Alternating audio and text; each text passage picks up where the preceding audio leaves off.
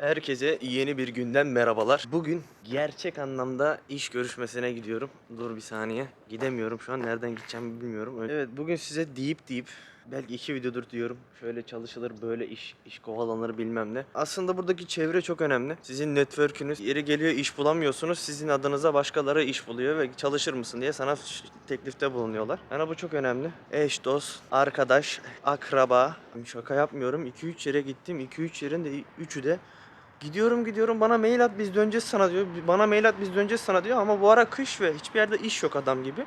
Ben de aşçıyım, aşçı olarak geldim buraya. Onları da anlatmadım size. Bu videoda birazcık da ondan bahsedeyim. Ben buraya nasıl geldiğimden bahsedeyim. Üniversitede hangi bölümü okuyup da staj yapabilirsiniz? Amerika'ya gelmek isteyen arkadaşlara belki birazcık fikir olur. Onun haricinde evet şimdi bir gideyim görüşeyim. Şu iş görüşmesiyle bana şans dileyin. Bu sefer olsun harbiden. Çünkü bıktım. Gidiyorum mail at döneceğiz ama bu seferki olacak gibi hissediyorum çünkü bu seferki harbiden şeyden geldi. Hani bir eş dosttan geldi bu teklif. Seni beğenmişler falan dedi. Ben de dedim gideyim bir tur. Kadınla görüştüğüm bir kadın sahibi var. Böyle küçük bir bar tarzında ama küçük bir mutfağı da varmış. Belki tek başıma bile çalışacağım. Kadın şef arıyormuş. Araba da adamın üstüne çıkıyordu. Burası garip bir memleket ya cidden. Kolum yoruluyor ya. Hiç umurumda değil, böyle şeylere bulaşmıyorum ama adam bildiğin diğer adamı ezmeye çalıştı arabasıyla. Korkutucu yani, böyle şeyler oluyor Amerika'da. Neyse, her şey dört dörtlük değil. Görüşmek üzere. Evet, ben geldim ikinci iş görüşmeme. İkinci iş görüşmesi diye bir şey yok ya. İlk işim var zaten. Benim arkadaşlar bir tane halihazırda normal çalıştığım bir işim var. Ben daha çok çalışabilmek için, daha çok para kazanabilmek için, paranın kolu köpeğe, iti köpeğe olabilmek için bir tane daha iş arıyorum. Böyle günüm böyle hiç boş vakit kalmasın. Ben video çekemeyeyim, YouTube'a edit yapamayayım, hiçbir şey kalmasın diye ben kendim kaşınıyorum şu an. Onun farkındayım ama her şey çok daha güzel olacak. Şimdi içeriden video alabilirsem alabileceğim kadar almaya çalışacağım ki alırım, ne fark eder ama.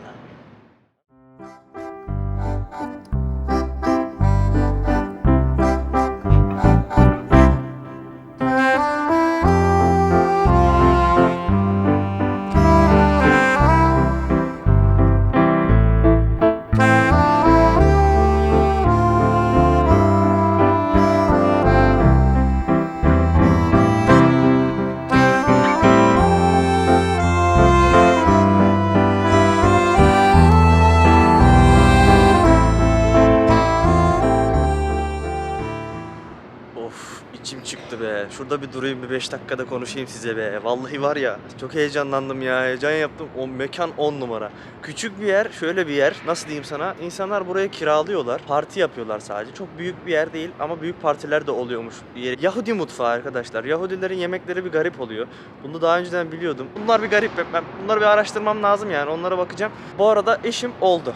İkinci işe girdim. Güzel de bir para teklif etti. Ben zaten burada bir tipte çalıştığım bir işim var. Hani tip bahşiş aldığım. Ama ikinci iş dediğim gibi ben canımı okumak istiyorum. Öküz gibi çalışmak istiyorum. Böyle büyütmek istiyorum işleri. Sizlere daha faydalı olabilmek için, eşime, dostuma, yakınıma, arkadaşlarıma daha faydalı bir insan olabilmek için. Hayaller büyük, hedefler büyük. O yüzden şimdi birazcık bir tarafımızı yırtmamız lazım çalışırken. Size buna haber vermek için açtım kamerayı. Gerçekten çok hoşuma gitti. Mutluyum. İşi kaptım. Pazartesi geleceğim ve başlayacağım. Kaç para istediğimi sordu demiştim. Ben ona bıraktım ne kadar verirse diye. Şimdi çıktım, işi de kaptım. Böyle öyle motivasyonum geldi ki gideceğim cime. Cimi dediğim spor salonuna. Ne oluyor ya? Video çekiyoruz burada arkadaşım ya. Ne oluyor ya? Sanki. Neyse ben gidiyorum ya. Bugün de günlerden salı. Bak şimdi sen bu videoyu öyle bir izleyeceksin ki bir salı olacak, bir çarşamba olacak, bir cuma olacak. Çok ses yapıyor, ben kapattım. Bak gençler, ben spordan çıktım. Eve yürüyordum, öyle konuşmak, kamera açmak istemiyordum. Bir tane sıra gördüm. Bak şimdi. Bak şimdi. PTT sırası gibi. Türkiye'de PTT sırası oluyor ya. Aynı onun gibi anasını satayım. Ama ne sırası biliyor musunuz? Bakın şimdi sizle beraber öğreneceğim bunu. Ne oluyor oğlum? Bak hala sıra devam ediyor. Ve bu büyük ihtimalle sinema sırası. Bizim Türkiye'de PTT kuyruğu oluyor ya. Aynı onun gibi ya. Şaşırtıcı geldi de dedim kamerayı açayım da bir göstereyim, millet de bir görsün. Lan bu nasıl bir şey ya? Sinema kuyruğu PTT kuyruğu gibi ama. Farklı şeyler yapamıyorum bu aralar. Elime kamera alasım gelmiyor. Ama sizlere anlatmaya çalışıyorum hani ne yapıyorsam. Sonuçta ben size en başta ilk videoda söyledim. Ben ne yapıyorsam onu göstereceğim. Amerika'dayım, farklı bir yerdeyim. Sırf bu bile yetiyor, anladınız mı? Gelmek isteyene bunlara örnek olabilir yani. Ben ne yapıyorum, ne ediyorum? Basit. Hani ille ki şunu yapacağım, şu içeriği üreteceğim falan diye bir derdim de yok benim. Hani içerik üretmiyorum ben. Zaten Amerika'nın kendisi bir içerik. Başımıza her gün bir şeyler geliyor. Ben bunları anlatmak için alıyorum elime kamerayı. Ha, işler var, iş fikirleri çıkabilir. Benim gibi gastronomi okuyan arkadaşlara örnek olabilir. Evet, bugün mesela videonun konusu, konu yok. Ondan bahsedeyim. Ben başlığa yazarım. Nelerden bahsettiğim, videonun içinde neler var görüyorsunuz. Ya sus ulan, sus. Müzik kulaklıksız yürüyemiyorum ya. Müziksiz yürüyemiyorum. Yapamıyorum. Amerika'ya şöyle geldim. Onun hikayesini anlatayım. Hikaye anasını satayım, el reyene döndük ya. Böyle de olmaz ki ya. Neyse dinle. Bak şimdi. Amerika'ya gelmenin püf noktalarını söylüyorum. Şöyle bir şey oldu. Ben normalde milli takım sporcusuyum. 12-13 sene, kaç sene olduğunu bilmiyorum. Tekvando sporuyla uğraştım. Milli takıma falan girdim. Çıktım. Bir şeyler oldu. Hep böyle bir mağlubiyetler, arada bir zaferler falan. Baktım para yok, anladınız mı? Besyo'ya gideceğim. Besyo okuyacağım üniversitede. Yani iyicene ona odaklanmışım. Lisede onun için çalışıyorum falan. Besyo'ya giderim, oradan öğretmen olurum. Ne bileyim, milli takım sporcusu olurum, olimpiyatlara falan giderim. Hep hayaller işte, çocukluk hayali. Baktım hayat böyle kazanılmayacak. Bu işler zor. Bizlik değil. Bütün zamanını ona vereceksin, bilgileneceğim falan fişman, spor işi bana para getirmedi. 10-12 sene sonra ben dedim ki zararın neresinden dönersen dön Yiğit, bir şekilde dön de bitsin bu iş. YGS'ye hazırlanıyoruz. O zamanlar YGS vardı, şimdi adı değişmiştir elbet. Senede 3 senede bir adı değişiyor. Ya anasını satayım ya. Her yerde çok fazla araba var ya. Gürültü çıkacak videoda. Babam dedi ki oğlum dedi, sen aşçılık yaparsın. Sende öyle bir potansiyel var sanki. Git dedi, gastronomi diye bölüm varmış. Git onu oku dedi. Ben dedim tamam gideyim baba. Ama sınava 50 gün kalmış. Çok ses var ya. Çok ses var. Dur, ara sokaklara gideceğim, o zaman başlatacağım. Kolum da dinlensin bu arada. Sporda ben yine omuz çalıştım. Tutarken kameraya çok ağrıyor. Evet, Amerika'ya gelmenin püf noktalarından bahsediyordum. Şöyle geliniyor arkadaşlar, gelinmiyor. Amerika'ya falan gelinmiyor arkadaşlar. Gelmeyin. Çok fazla trafik var. Ben iyice arıyorum. Eve geldim. İyice ara sokaklara gelince arayacağım sizi. Arayacağım sizi bak. Döneceğim değil, arayacağım. Ben sizi cepten ulaşacağım ben size. Maalesef yolda gelirken sessiz bir cadde bulamadım. Her yerde çok fazla araba vardı. Ben de dedim eve gidince konuşayım. Burası da benim odam. Bir ara ev turu, oda muhabbetleri falan var. YouTube'da ben görüyorum, izliyorum, analizini yapıyorum. Onlardan çekeriz. Aha lan işte oda. Neyini çekeyim? Ben onları çekerken size ne kadar kira veriyoruz, işte biz bu odalara, bu kadar evlere falan fişman ne ödüyoruz? Siz Türkiye'de şimdi bir tane eve kaç dolar diyorum ya, kaç lira kira verdiğinizi bilmiyorum ama buralar öyle pahalı değil. Neyse, videodan sapmadan size Amerika'ya gelmenin püf noktalarından bahsedeyim. Nasıl gelinir? Püf noktalara. Özellikle püf noktaları diyordum. Çünkü püf. O yüzden püf noktası diyor. Arkadaşlar ben kamerayı bir yere koyacağım ve karşınızda konuşacağım. Çarım böyle şey ya. Başlarım ya. Ay yorulmuşum be. Yorulmuştuk ve acıkmıştık. Onlar hep hikaye, onlar hep yalan dolan. Şu ışığı yakalım ya. Bu ne ya? Aha. Mükemmel bir plan yaptım. Şömineyi yakacağım. Bak plana bak. İyi dinle burayı. Çok önemli. Püf noktalardan bahsediyorum. Şömine var. Gördün mü şömineyi? Şömine olacak. Şöminenin yanında konuşmazsan siz gelemezsiniz Amerika'ya falan. Bana deme niye şöminenin yanında konuştun. Şömineyi yakacağım. Buradan ketçap, mayonezi, pizza üstünde sevmeyenlere defolun gidin buradan. Ortamı ayarlayayım, ben size her şeyi anlatacağım. Her şeyi var. Acık meraklanın lan abi. Sarsın video, anladın mı? Ben mekanı kurdum. Birazdan pizzam da gelecek. Pisliğinden en pisliğinden şöyle bir. Her şeyin tamam. Pizzam geldi. Ben hazırım. Yalan böyle. 2-3 lokma atayım ağzıma, hemen başlıyorum konuşmaya. Deli gibi konuşacağım. Karşınızda bir senedir böyle dolmuş, büyütmüş bir adam var ya. Anlatacağım çok şey var. Bakın genç arkadaşlar, üniversite sınavına hazırlanan arkadaşlar. Bunlar sizin için çok önemli. Yemek yerken video çekiyorlar ya. Yemek yerken konuşuyorlar falan. Onu nasıl beceriyorlar arkadaş? Üniversite sınavına hazırlanıyorum. Ama bütün planlarım Besyo, yani normal spor akademisine gitmekle kısıtlı. Sınava da 50 veya 60 gün kaldı. Ama biliyorum ki Besyo'ya gidersem, yani spor akademisine, spor okuluna gidersem üniversitede, mezun olduktan sonra hiçbir şey yapamayacağımı biliyorum. Adım gibi eminim. O Türkiye'nin o saçma düzeninden bıkmış bir adamım. Üniversitelerin işsiz kalıp, okul bittikten sonra böyle dımdızlak kalıp atama beklemelerinden. Biliyorum yani bunlar saçma sapan düzenler, yani Türkiye'nin saçmalıkları. Okul okumaya ne gerek var gibi bir şey yani. Orada okul okumaya, üniversite okumaya ne gerek var arkadaşım yani. Okuyorsun, okuduktan sonra nitelikli olsan dahi sen Bekliyorsun abi. Doktorlar atama bekliyor. Cart bekliyor, curt bekliyor. Öğretmenler bekliyor. Herkes bir şey bekliyor Türkiye'de. Ben dedim ki arkadaş bu iş böyle olmayacak. Ama sınava da 56 gün var, çok iyi hatırlıyorum. EGS sınavına 56 gün kalmıştı. Babam bana dedi ki oğlum dedi bak, gastronomi diye bir bölüm var. Aşçılık, gastronomi, mutfak sanatları diye geçiyor. Kazanabilir misin, yapabilir misin, gider misin? Niye baba dedim, aşçıyım, o kadar spor yapmışız, 12 sene tekvando yapmışım, belki 13 sene, hatırlamıyorum kaç sene yaptım. O kadar uzun bir süre yaptım. Neden dedim her şeyi silip atıyoruz bunca şeyi de tekrardan baştan bir farklı bir kariyere doğru çeviriyoruz rotayı. Babam bana dedi ki oğlum dedi yurt dışı imkanları var. Baba dedim ben üniversitedeyken zaten work and travel yaparım, bir şeyler yaparım, Amerika'ya illaki giderim. Ama iyi ki de babamın sözünü dinlemişim. Sınava tam 56 gün kalmıştı bak. Genç arkadaşlara, üniversiteye hazırlanan arkadaşlara ses. İstediğiniz şeyi peşini bırakmayın. Yani bir hedef belirleyin. O hedef doğrultusunda onun peşini bırakmayın. Yani koşturun, çabalayın. Olacak çünkü. Eğer ki gerçekten istiyorsan. Ondan sonra 56 gün kala bir gece düşündüm onu. Babam dedi ki şöyle böyle yaparsın. Şöyle aşçılık kolay iş. Her yerde iş buluyorlar falan filan. İyi dedim baba, tamam. Ne yapacağız, ne edeceğiz? Sözel'e hazırlanmam lazım. Sözel için. Sözel bölümünden. Yani normalde ben TM diye geçiyor herhalde. Türkçe matematik. Öyle hazırlanıyordum. Ama onları sildim attım. Kitapları kaldırdım attım. TM için, matematiği falan hiç çalışmıyorum. Dedim ki ben gastronomi okuyacağım, babamın sözünü dinleyeceğim, gideceğim. Öyle mi öyle. Aldım elime tarih kitaplarını, edebiyat kitaplarını, Sözel'den yardırıyorum. 56 gün var sınav. Akdeniz Üniversitesi'ne gitmek istiyordum. O zamanlarda araştırmıştım. Orası iyi. Hani zaten Akdeniz bölgesi biliyorsunuz turizm bölgesi ve orada çok fazla iş imkanı var. Çalışabileceğiniz çok fazla otel var. Kendinizi geliştirebileceğiniz bir bölge. Yani gastronomi eğer okumak isteyen arkadaşlar varsa öneriyorum. Akdeniz Üniversitesi'ne gidebilirsiniz. Ama benim tutmadı Akdeniz Üniversitesi. Ben de Manavgat bölgesinde, Akdeniz Üniversitesi Manavgat Fakültesi. Yani onun tam adını bilmiyorum. Matso diye geçiyor. İnternette aratırsanız çıkar. Eğer ki sorunuz olursa yoruma bırakın abi. Cevaplayacağım. Hepinizi cevaplamak istiyorum. Matsu Manavgat Turizm Fakültesi tuttu abi. Gastronomi Mutfak Sanatları 4 senelik bir fakülte. Ama bütün kafamda planlarım, diyorum ki ya yurt dışına nasıl çıkarım? Yurt dışına nasıl çıkarım? Bu work and travel programlarına bakıyorum, şöyle oluyor, böyle oluyor. Para lazım falan o dönemler. Ben de dedim ki arkadaş, ben yazları, yani okul bitiyor, yaz tatiline çıkıyoruz ya. Yazları çalışırsam benim cebimde para olur. Work and travel'da da olur, şöyle de olur, böyle de olur. Ama bu işleri yapmak öyle kolay değil. Çünkü Work and Travel programına gitmek için de dolarla ödeme yapıyorsun. Ya biriktiriyorum, para denkleşmiyor arkadaş. Olmuyor yani, bir türlü olmuyor. Bir şekilde o parayı denkleştirdim. 4 senenin 4'ünde de çalıştım. Hem okudum hem çalıştım. Durmadım. Çünkü iş bulmak çok kolay.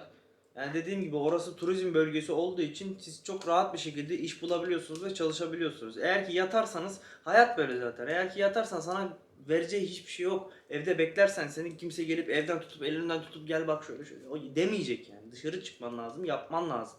İstediğin şeylerin peşinden koşman lazım. Üniversitenin son senesinde artık paramı biriktirmiştim ve dedim ki ben Work and Travel'a başvurayım. Son senede olsa kabul eden şirketler var.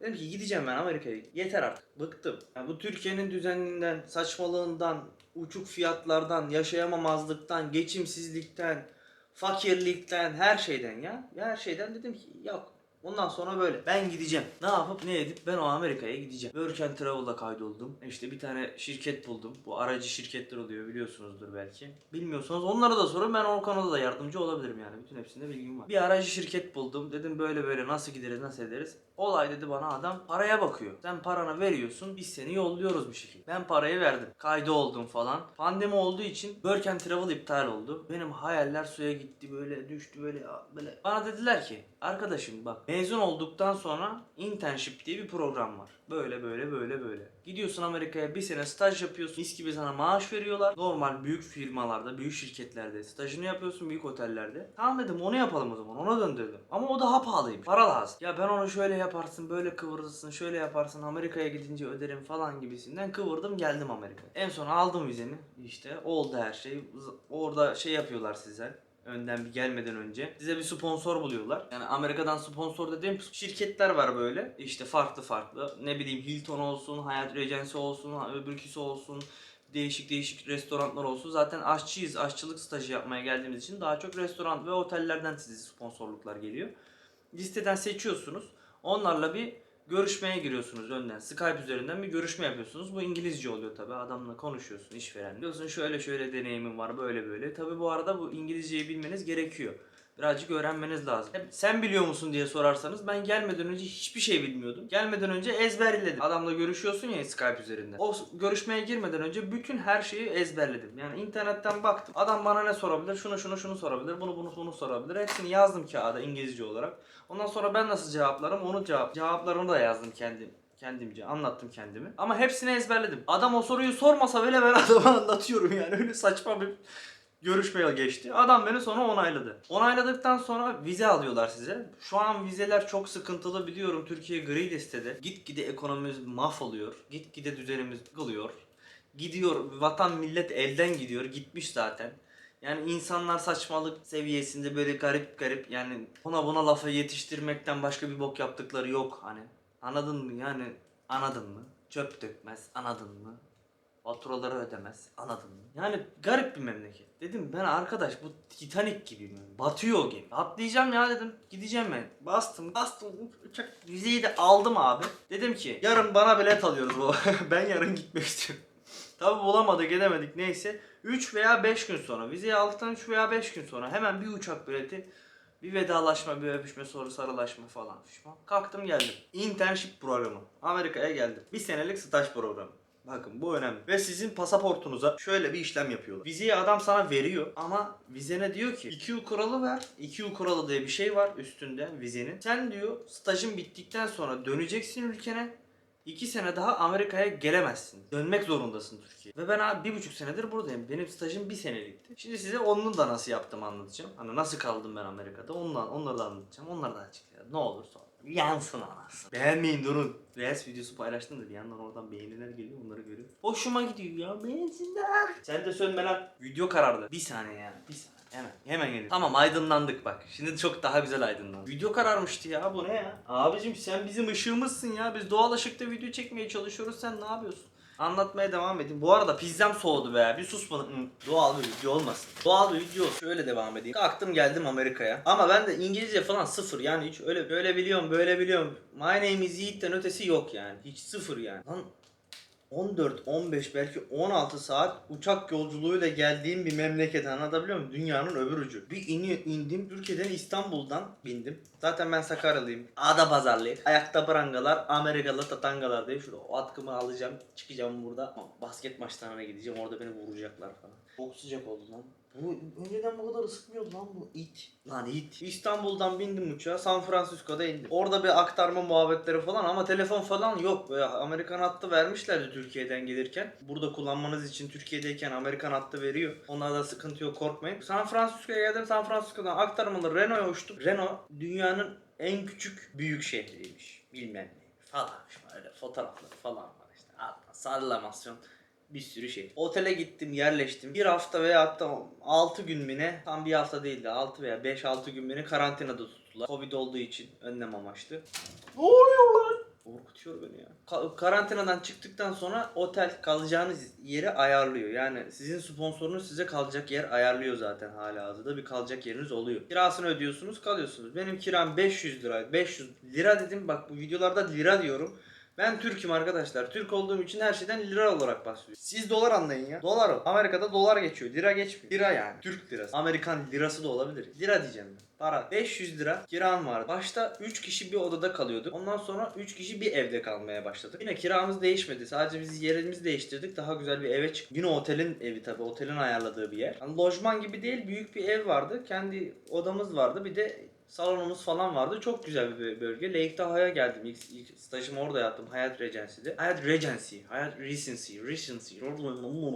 Bir sene boyunca aşçılık stajı yapıyoruz. Otelde farklı restoranlar var mesela. Adam seni 3 ay o restoranda çalıştırıyor. Ondan sonra 3 ay sonra senin rotasyona uğrattırıyor. 3 ayda gel bu taraftaki restoranda çalış diyor. 3 ay öbür taraftaki restorana git. Böyleyken seni dükkanı gezdiriyor. Anladın mı? Kepekliğini kaldırıyorsunuz. Neyse her şeyi öğretiyorlar sana aşçılıkla ilgili. Tabi Amerikan mutfağını buradan gastronomi okuyan arkadaşlar varsa Amerikan mutfağını bilirsiniz. Mac and cheese var, burger var. Başka bir şey yok yani. Hamburger, cheeseburger, mac and cheese. Amerikan mutfağı bu. Basit şeyler yani. Yapacağınız işler basit. Öyle ben çok yorulacağım, aşçılığı sevmiyorum falan demeyin. Öğrenirsiniz, yaparsınız. Eğer ki Amerika'ya gelmek istiyorsunuz, ayağınızdaki en büyük fırsat bu. Yani fırsat olarak görür müsün, görmez misin? Yani ben Türkiye'den kaçma fırsatı olarak gördüm bunu kaçtım. Neyse geldim, bir sene stajımı yaptım. Ama bu sene içinde yapmanız gereken çok önemli işler var. Şöyle bahsedeyim. Amerika'ya geldiğinde o 2 yıl kuralından bahsettim ya. Vizenize yazdıkları o lanet 2 yıl kuralı. Onu gelir gelmez 1-2 ay içinde avukata başvurup, ben avukata başvurdum, başka türlü yapılıyor mu bilmiyorum. O konu hakkında bilgim yok. Avukata başvurdum, dedim ki ben bunun kaldırılmasını istiyorum, nasıl halledebiliriz? Avukatla görüştük, anlaştık, fiyatını, parasını ödedim arkadaşa. Dedi ki böyle böyle Türkiye'de borcun harcın bilmem ne var mı? Eğer ki Türkiye'de borcun harcın varsa zaten Türkiye onu kabul et. Eğer ki yoksa herhangi bir kredi borcun olur, şöyledir böyledir, Türkiye'de bir borcun, o 2 yıl kuralını kaldırmak basitleşiyor. Sen avukata başvuruyorsun, o senin adına zaten dosyalarını falan dolduruyor. Birkaç kere posta işleriyle uğraşıyorsun. Senin işte posta göndermen gerekiyor Amerika'da. Nereye bilmiyorum tam olarak. Artık avukat yaptığı için bilmiyorum. Ben yapsam bilirdim. Avukat zaten hallediyor. O 2 yıl kuralını gelir gelmez bir başlamanız lazım. Kafadan bir $1500 falan onun için gidiyor zaten. Avukata veriyorsun, işte evrakları bilmem neydi falan fişman.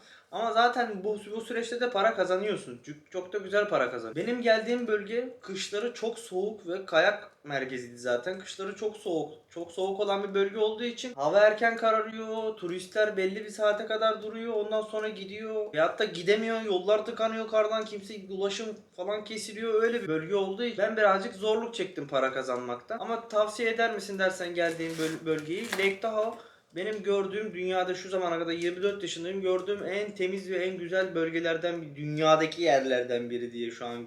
Çünkü gezmedim dünyayı. Geldiğim yerlerden, gördüğüm yerlerden. Türkiye'yi gezdim ama Türkiye'de bayağı bir gezdim. Türkiye turu yapmışımdır belki. Çünkü milli takımdaydım ve her yere maça gidiyorduk. Oradan çoğu yeri, çoğu bölgeyi biliyorum. Ama gezdiğim, gördüğüm en güzel yerlerden biri olarak Lake Tahoe'yu birinci sıraya koyabilirim. Çok temiz ve çok güzel bir yer cidden. Para kazanma konusunda birazcık sıkıntılı bir yer. Ama isterseniz çok da rahat kazanırsınız. Birazcık diliniz olacak. Dil parayı burada çok güzel kazandırıyor. İngilizce yani. O 2 yıl kuralını kaldırdıktan sonra arkadaşlar şeye başvurabiliyorsunuz. İngilizce okullarına. Burada Amerika'da dil okulları var. İngilizce öğreneceğim. Ben işte öğrenemedim İngilizceyi falan diye. Çünkü bir gerekçe istiyorlar senden, hani niye kalmak istiyorsun Amerika'da diye. Hani diyorsun ki benim çalıştığım bölgede çok fazla Meksikalı vardı. Ben İngilizcemi geliştiremedim. Bu kadar basit. Ben Amerika'da kalmak istiyorum diyorsun. Vizeye başvur. Anladın mı? Çaktın mı köfteyi? Ondan sonra zaten o vizenin gelmesi bayağı bir sürüyor. Bir sene, 1,5 sene o vizenin onay mı red mi muhabbetleri var işte. Zaten o sizin dosyanız o memurun eline geçene kadar bir sene falan geçiyor. Programınız bitse dahi, eğer ki 2 yıl kuralınız kaldırıldıysa, kalkmışsa, ona da birkaç ay mühlet veriyorlar diye biliyorum. Eğer ki kaldırılmış ve kalktıysa o 2 yıl kuralınız, bu bekleme süreçlerini Amerika'da bekleyebiliyorsunuz zaten. Yasal olarak burada kalma izniniz, yaşama hakkınız var. Kimse size senin vizen bitmiş, hadi defol git diyemez Amerika'dan. Burası öyle çok bir memleket değil. Yani sizi kolay kolay Amerika'dan sınır dışı veyahut da deport edecek falan gibisinden bir olay yok öyle önüne gelen. Yani ben şu ana kadar 1,5 sene oldu olacak. 1,5 senedir Amerika'dayım diyelim. Nasıl oluyor biliyor musun? Yani 1,5 senede ben bir tane polis yüzü görmedim. Gelesin beni çevirsin veya durdursun, sen kimsin, necisin, hayırdır falan gibisinden. Öyle bir memleket değil. Türkiye'nin aksine buradaki polislere güveniyorsunuz. Çünkü onlar sizin güvenliğiniz için çalışan insanlar. Türkiye'de nasıl? Neyse. Türkiye mevzularını açmayacağım. Polis izler abi sizi böyle. Orada çatışırsınız, birbirinizi vurursunuz. Sizi izler, olay bittikten sonra giderler. Ne oldu lan burada? Ne oldu? Memur bey, ebenizin şeyi olmuş falan diye. Orada zaten kan gövdeyi götürür. Dil okuluna başvurduktan sonra geçen sürede o 1,5 seneler bilmem neler falan Amerika'da cayır cayır abi kalabiliyorsunuz. Ha bu çalışma mevzuları derseniz, nasıl çalışıyorsun falan diye derseniz, yani Amerika'da kaçak çalışma diye bir şey yok. Ama şöyle bir şey yapabilirsiniz, onu biliyorum. Mesela diyelim ki siz bir dil okuluna gidiyorsunuz ve dil okuluna diyorsunuz ki arkadaşım ben parasızım, param bitiyor veyahut da az geçiniyorum, bana bir iş ver, beni bir çalıştır. Evet, dil okuluna diyorsunuz ki ya benim çalışmam lazım. Bende para bitiyor. Sen bana bir iş izni ver. SSN aldırt. SSN dediğim burada Social Security Number diye geçiyor. O numara eğer ki Social Security'niz varsa her türlü onunla beraber çalışabilirsiniz. Ki ben zaten buraya geldiğimde staj dolayısıyla onu aldığım için ben sıkıntısız devam ki. Ama sizde yoksa ve dil okuluna siz eğer ki benim gibi gelirseniz zaten sizin de otomatikman olacak. Ama Türkiye'den buraya dil okulu için gelirseniz SSN falan almanız birazcık sıkıntılı olacak. Ama işte onu da şöyle alabilirsiniz. Dil okuluna dersiniz ki ya arkadaşım ben çalışmak istiyorum. Kendimi geçindirmek istiyorum. Benim param bitiyor. Ailemin gönderdiği para bana yetmiyor. Sen bana bir çalışma izni ver. Ben kampüs içinde çalışayım. Anladın mı? O taktikler önemli. Kampüs içinde çalışma izni diye sana bir yine de kampüs içinde çalışacak olsam bile social'ı veriyor arkadaşlar. O numara, o kart cidden çok önemli. Amerika'nın yasallığı, Amerika'da senin TC kimliğin gibi geçen bir kart yani. Eğer ki ona sahipsen sen zaten hani Amerikan vatandaşı mısın, değil misin, cart mısın, cut musun, nesin, kimsin? Kimsenin sorgulayamadığı bir şey. Ve bunu almak o kadar zor da değil. İşte dediğim gibi eğer ki dil okuluna gelirsen istersin verirler. Bir şekilde alırsın yani onu. Ondan sonra abi vur paranın gözüne. Vur paranın gözüne. Niye? Çünkü çalışabiliyorsun. Amerika'da çalışıyorsun ve döviz kazanıyorsun, dolar kazanıyorsun. Ha o Türkiye'deki amcalar var ya amcalar. Yok işte Amerika'ya ölüm bilmem neye ölüm falan fişman. Ulan Amerika olmasaydı bizim gibi gençler de buraya gelip de çalışmasaydı Türkiye'ye döviz gönderecek adamlar kimdi abi? 128 milyar doları sen nereye götürdün? Ha, nerede? Hangi ayakkabı kutusuna koydun diye çıkıp şey yapmayı seviyorum. Burada ben hater kazanacağım. O belli bir partiye üye olan arkadaşlar gelsin ki bana yorum atsınlar. Sen ne biliyorsun lan falan diye. Ben de onlara bildiğimi anlatayım. O kadar çok istiyorum ki yani bu bildiklerimi anlatacağım. Ve susarsam da abi bunu yazıyorum pizza kutusuna. Eğer ki susarsam bir gün ağzımı kapatırsam onlara karşı da namerdim. Ha bunu da buradan söylüyorum. Cayır cayır. Taraflı bir kanal olacağım. Çünkü ben o memlekete küstüm arkadaşlar. Ben size küstüm. O kıçını başını sallayan amcalara küstüm. Tek derdi kahveye gideyim, okey oynayayım, bir sigara içeyim, okey oynayayım falan olan bunlara ben küstüm arkadaşlar. Beni bıktırdınız. Beni bunalttınız. Bizi kaybettiniz. Yani ne diyeceğimi bilmiyorum. Tamam videonun kanısından sapmayayım. Sese de girmeyeyim. Küçükten bir mesaj vereyim sadece şöyle. Dilini ne yaptın dersen ben hiç bilmiyordum ya dil. Hani hiç İngilizce bilmiyordum. 1,5 senede hiçbir şey kazanamasam bile şu an İngilizce seviyem ilk geldiğime göre yani çok fazla gelişmiş durumda. Yani nasıl gelişti ben bilmiyorum. Bir gün oturup kitap açıp şöyle bir Amerika'dayken zaten kitap açıp da İngilizce çalışanı ben görmedim. Ben de öyle hiçbir şey yapmadım. Yani bir gün olsun kitap açıp İngilizceyi çalışmadım. Ama burada normal yani gittim geldim işe. İnsanlarla çat pat konuşmaya çalıştım. Hani ne biliyorsam onu söylemeye çalıştım. Bilmediğimi açtım çeviriden baktım. Onları söylemeye çalıştım. Çalıştım. Benim çalışmam gün içindeydi. Zaten o İngilizceye maruz kalıyorsun çünkü sen. Konuşman lazım. Adam seni Türkçe anlamıyor. Ne dersen de önünde maymun gibi falan gözüküyorsun yani. Bana şundan ver falan dediğinde adam sana böyle bakıyor. Ne diyorsun? Benim dilim bu değil ki diyor. İngilizce konuşsana. Onu mecburen yani seve seve açıp o translate'ten baka baka konuşa bir şekilde öğrendim. Yani şu an mesela ikinci iş bugün başvurusuna gittim orada konuşabiliyorum.